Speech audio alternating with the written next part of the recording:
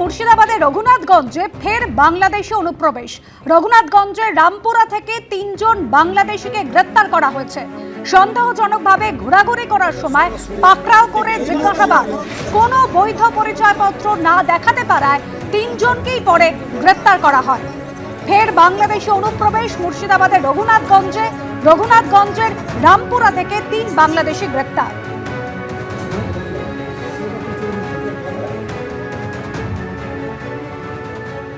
কিসের জন্য এসেছিলেন? কেন আপনাদের কেন?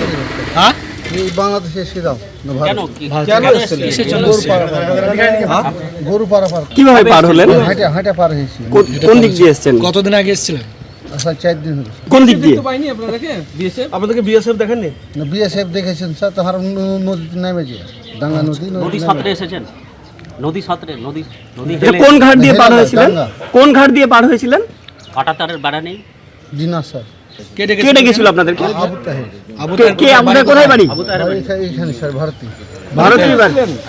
উনি গরু পাচার করে? গরু পাচার করে। 10-12 হাজার টাকা দিব। কত বলছিল? 10-12 হাজার। 10-12 হাজার টাকা দিয়ে বলেছিল একটা গরুতে? জোড়া। লস্কর জঙ্গি 10 বছরের সশ্রম কারাদণ্ড। কলকাতার এনআইএর বিশেষ আদালতের নির্দেশ। সাজাপ্রাপ্ত জঙ্গির নাম সঈদ এম ইদ্রিস। মুম্বাই এবং জয়পুরে হামলা চালানোর ছক ছিল এই জঙ্গি ইদ্রিসের। সাজাপ্রাপ্ত জঙ্গি সঈদ এম ইদ্রিস লস্কর জঙ্গি 10 বছরের সশ্রম কারাদণ্ডের নির্দেশ। কলকাতার এনআইএর বিশেষ আদালতের এই নির্দেশ। 2020-তে পরিকল্পনার আঁচপে হায়দ্রাবাদ থেকে তাকে ধরেছিল এনআইএ। আরও 2 লস্কর জঙ্গি বুরান এবং বিলালের বিরুদ্ধে রেড এবং ব্লু কর্নার নোটিশ জারি। 10 বছরের সশ্রম কারাদণ্ড এই লস্কর জঙ্গির। কলকাতার এনআইএর বিশেষ আদালতের এই নির্দেশ। আবির দত্ত আমাদের প্রতিনিধি রয়েছেন আমাদের সঙ্গে। আবির, কি খবর রয়েছে? দেখো, গতকালই এই নির্দেশ দিয়েছে আদালত এবং সৈয়দ মোহাম্মদ ইদ্রিস, যে লস্করি তৈবা জঙ্গি, এবং তাকে গ্রেপ্তার করা হয়েছিল 2020 সালে হায়দ্রাবাদ থেকে। কলকাতা এনআইএ ব্রাঞ্চ তাকে গ্রেপ্তার করে এবং যেটা তথ্য প্রমাণ এবং বিভিন্ন জায়গা থেকে যে অনুসন্ধান এনআইএ তরফ থেকে করা হয়েছিল, সেই প্রমাণ অনুযায়ী তারা যেটা জানতে পেরেছেন সেটা চাঞ্চল্যকর। মুম্বাইয়ে যে দরগা রয়েছে সেখানে কিন্তু হামলার পরিকল্পনা তার ছিল এবং তার সঙ্গে সঙ্গে যেটা জানা যাচ্ছে জয়পুরের বেশ কয়েকটি মন্দিরেও হামলার পরিকল্পনা ছিল। এরকমই বেশ কিছু প্রমাণ কিন্তু তারা পাচ্ছেন। এমনকি তারা এটাও জানতে পারছেন যে মালয়েশিয়ায় যোগাযোগ, সেখান থেকে টাকাও পেত কিনা সেটা নিয়েও একটা বেশ কিছু তদন্ত করা হয়েছে এনআইএ তরফ থেকে। এবং এই যে ইদ্রিস, শুধু ইদ্রিস একা নয়, ইদ্রিস দলগতভাবে এই ঘটনা ঘটানোর জন্য কাশ্মীরে গিয়ে সীমান্তের ওপার থেকে আসা আগ্নেয়াস্ত্র সেগুলো সংগ্রহ করারও পরিকল্পনা তার ছিল।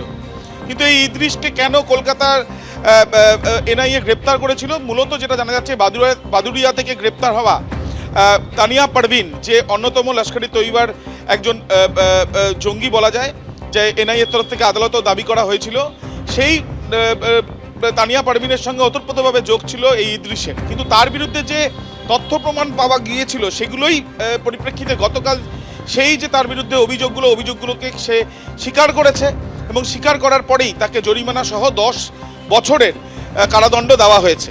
প্রসঙ্গত তোমায় জানাই, এই তদন্ত করতে গিয়ে পাকিস্তানের 2 জন লস্করি তৈবার জঙ্গি, তার মধ্যে একজন মহিলা আয়েশা এবং বিলাল দুরানি, এই যে 2 জন, তাদের সেই 2 জনেরও কিন্তু বিষয়ে জানতে পারেন এনআইএর আধিকারিকেরা এবং ব্লু এবং রেড কর্নার নোটিশ ইতিমধ্যে জারি করা হয়েছে। পাকিস্তানের জঙ্গিরা কিভাবে ভারতবর্ষের বিভিন্ন জায়গাতে তাদের যে জঙ্গিদের বা তাদের স্লিপার সেলদের সক্রিয় করছে সেই বিষয়টা যেমন জানা গিয়েছিল, তার সঙ্গে সঙ্গে স্পষ্ট হয়ে গেল যে বাদুড়িয়া থেকে গ্রেপ্তার হওয়া তানিয়া পারভিনকে যে কারণে গ্রেপ্তার করা হয়েছিল, তার সঙ্গে যার সঙ্গে যোগাযোগ, সেই ব্যক্তি নিজেই স্বীকার করেছে যে তার বিরুদ্ধে অভিযোগগুলো এবং সে একজন সক্রিয় লস্করি তৈবা জঙ্গি ছিল। অর্থাৎ ভারতবর্ষে নাশকতামূলক কার্যকলাপের জন্য যে পরিকল্পনা, সেই পরিকল্পনা করছিল লস্করি তৈবা। বিভিন্ন ক্ষেত্রে যে প্রমাণ পাওয়া গিয়েছিল এই মামলার পরিপ্রেক্ষিতেও এনআইএ পেয়েছে এবং অভিযুক্ত হিসেবে যে ছিল সে তার নিজের দোষ স্বীকার করার সঙ্গে সঙ্গে তাকে সাজা ঘোষণা করলো আদালত। 10 বছরের সাজা দেওয়া হয়েছে। যে 2 জনের নাম পাওয়া গিয়েছে পাকিস্তানে তারা রয়েছে, তাদেরকে ব্লু এবং রেড কর্নার নোটিশ জারি করা হলেও আর কারা রয়েছে, তাদের কি এরকম আরও অনেকে রয়েছে যারা বিভিন্ন জায়গায় লুকিয়ে রয়েছে, সেই বিষয়েও তল্লাশি এবং তদন্ত চলছে, এমনটাই এনআইএ তরফ থেকে জানানো হচ্ছে। ধন্যবাদ আবির। লস্কর জঙ্গির মুম্বাই এবং জয়পুরে হামলার ছক ছিল। এক্ষেত্রেও কিন্তু পাক ষড়যন্ত্রের কথা জানতে পেরেছেন গোয়েন্দারা। ষড়যন্ত্রের পর্দা ফাঁস 26 প্রজাতন্ত্র দিবস ঘিরে ভারতে পাক ষড়যন্ত্রের পর্দাফাঁস। নাশকতা রুখতে দেশের নানা জায়গায় হাই অ্যালার্ট জারি করা হয়েছে। 26শে জানুয়ারির আগে দেশে বড় ধরনের নাশকতা ঘটানোর ছক ছিল। বিশেষ ষড়যন্ত্রের কোড নেম দেওয়া হয়েছিল 26-26। এমনই খবর গোয়েন্দা সূত্রে।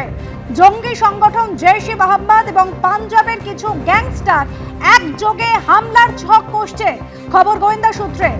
যার ফলে দিল্লির নিরাপত্তা কিন্তু আরো জোরদার করা হয়েছে, বাড়ানো হয়েছে নজরদারি। এবিপি আনন্দ, এগিয়ে থাকে, এগিয়ে রাখে।